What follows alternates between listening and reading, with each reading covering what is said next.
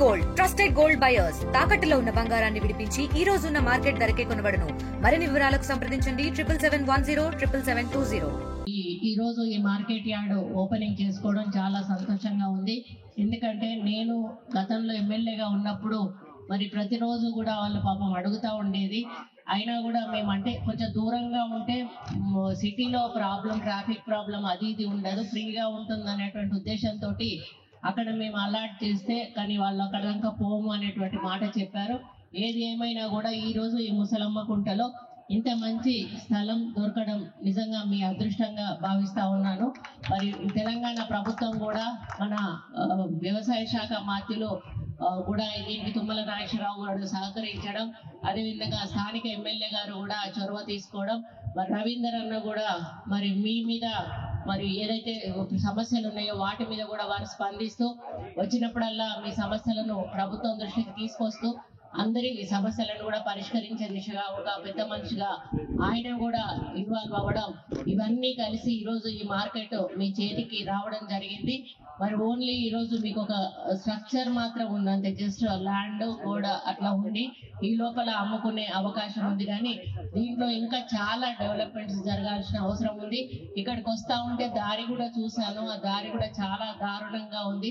మరి అది కూడా పరిశీలించాల్సిన అవసరం ఎంతైనా ఉంది.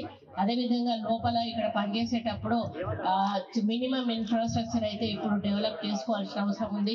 మహిళలు, కూలీలు వాళ్ళు వస్తారు, కాసేపు అలసిపోయినప్పుడు కనీసం ఇట్లా ఒక గురుకు తీద్దామన్నా కూడా ఒక చెట్టు కూడా లేదు. అంటే అటువంటి పరిస్థితుల్లో ఇప్పుడు వరకు మినిమం తను నాగరాజు అన్న ఒక 10 లక్షలు ఇచ్చారు, నేను కూడా ఒక 20 lakhs నేను ఇవ్వడం జరుగుతుంది.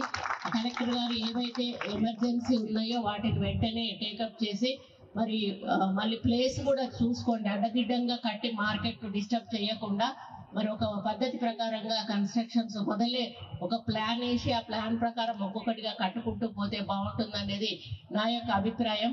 నేను ఇప్పుడే వస్తూ చూసిన రోడ్డును కూడా కలెక్టర్ గారిని అడిగితే అది కార్పొరేషన్ లిమిట్స్ లోకి వస్తుందని అన్నారు. ఇప్పుడే కార్పొరేషన్ లో మేము బడ్జెట్ ఆమోదించడానికి వెళ్తున్నాము, అందులో తప్పకుండా దీన్ని ప్రతిపాదన కూడా పెట్టడం జరుగుతుంది. మరి అదేవిధంగా మన దగ్గర చాలా పెద్ద ఎత్తున మామిడి పంట, ఇంకా కొన్ని పంటలు పండుతాయి. అవి ఇక్కడ పండినప్పుడు బయట నుంచి వచ్చిన వ్యాపారస్తులు కొనే వాళ్ళు ఎవరైతే ఉన్నారో వాళ్లకు ఇబ్బందే, మన వాళ్లకు ఇబ్బందే. అటువంటి సమయంలో మన వాళ్ళు వేరే ప్రాంతాలకు వెళ్ళి అమ్మేటువంటి పరిస్థితి ఉండేది. దానివల్ల వీళ్ళకి ట్రాన్స్పోర్టేషన్ ఛార్జెస్ వేస్ట్ అవుతాయి. మరి అక్కడ దాకా పోయినాక గిట్టుబాటు ధర వస్తుండొచ్చు, రాకపోతుండొచ్చు. మరి ఇది ఇట్లా మార్కెట్ ఉన్నట్టయితే బయట నుండి కూడా వ్యాపారస్తులు అక్కడ పండిన పంటను వాళ్ళు తీసుకొచ్చి ఇక్కడ అమ్ముకోవచ్చు. అంటే ఇక్కడ కొన్ని మన దగ్గర పండని ఫ్రూట్స్ ఏవైతే ఉన్నాయో మన వాళ్ళు మరి అక్కడి నుంచి వచ్చిన వాళ్ళు మన దగ్గర ఇక్కడ పండినటువంటి ఫ్రూట్స్ ని తీసుకొని పోవచ్చు. మరి వరంగల్ నిజంగా ఎక్కువ పంటనిచ్చేటువంటి జిల్లాగా మనకు తెలుసు. మరి ఇక్కడ ఫ్రూట్ మ్యాంగో మార్కెట్ అంటే చాలా ఫేమస్. కాబట్టి ఈసారి నుండి మనకు పెద్ద ఎత్తున ఇక్కడికి వ్యాపారస్తులు బయట నుంచి తరలి వచ్చినప్పుడు ఈ యొక్క బిజినెస్ ట్రాన్సాక్షన్స్ ఎక్కువ అవడం వలన మనకు రెవెన్యూ కూడా, ఇన్కమ్ కూడా మరి జనరేట్ అయ్యేటువంటి ఛాన్సెస్ ఉంటాయి. ఈ విధంగా మనం తెలంగాణ రాష్ట్రంలోనే అతిపెద్ద మార్కెట్ గా ఇది ఉంది కాబట్టి మరి దీన్ని మనం మంచిగా నడుపుకొని మంచిగా మీరందరూ కూడా మంచి లాభాలతో ముందుకెళ్లాలని కూడా కోరుకుంటూ, మరి ఎవరైతే కార్మికులు ఉన్నారో కార్మికుల యొక్క అవసరాల మీద కూడా ప్రత్యేక దృష్టి చూపించాల్సిన అవసరం ఉన్నది.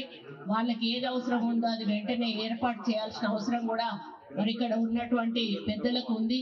మరి అదేవిధంగా సాంబయ్య గారు మీరు మీ పనుల సంబంధించినటువంటి అందరినీ కూడా కలుపుకొని అందరూ కూడా మరి అన్న తమ్ముళ్ళ లాగా మరి వ్యాపారంలో కొంచెం పోటీలు ఉంటాయి, ఆ విధంగా పోకుండా స్నేహ భావంలో మీరు వెళ్ళండి. మరి మన మార్కెట్ కు మంచి పేరు తీసుకురండి.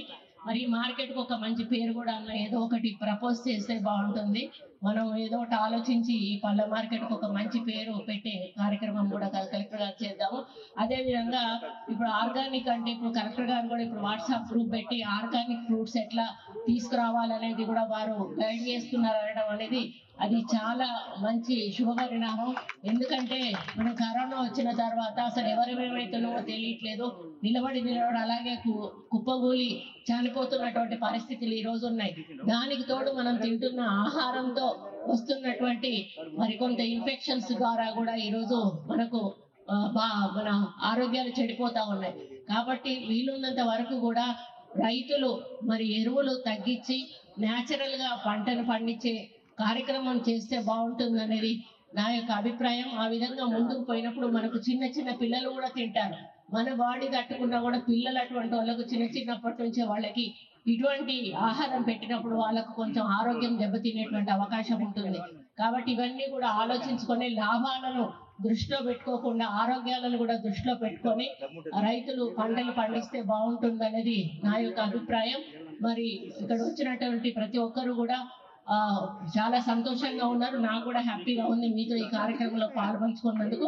మరి రాబోయే రోజుల్లో దీనికి ఒక మాస్టర్ ప్లాన్ తయారు చేసి ఏం అవసరం ఉందో చెప్తే ఒకసారి మీ అందరం కలిసి మొదలు అగ్రికల్చర్ మినిస్టర్ గారి దగ్గరికి వెళ్ళి వారి ద్వారా అవుతుంది అంటే వారి ద్వారా, లేకపోతే ముఖ్యమంత్రి గారి దగ్గరికైనా వెళ్ళి మనకి ఇక్కడికి అవసరం ఉన్న ఏవైతే డబ్బులు అవసరం ఉంటాయో వాటిని మంజూరీ చేయించుకోవడానికి మనం కృషి చేద్దామని తెలియజేసుకుంటూ, మరి ఇక్కడ లోకల్ మినిస్టర్ గా ఎల్లవేళలా మీకు అండగా ఉంటూ మీ సమస్యల పరిష్కారానికి కృషి చేస్తానని తెలియజేసుకుంటూ సెలవు తీసుకుంటాను.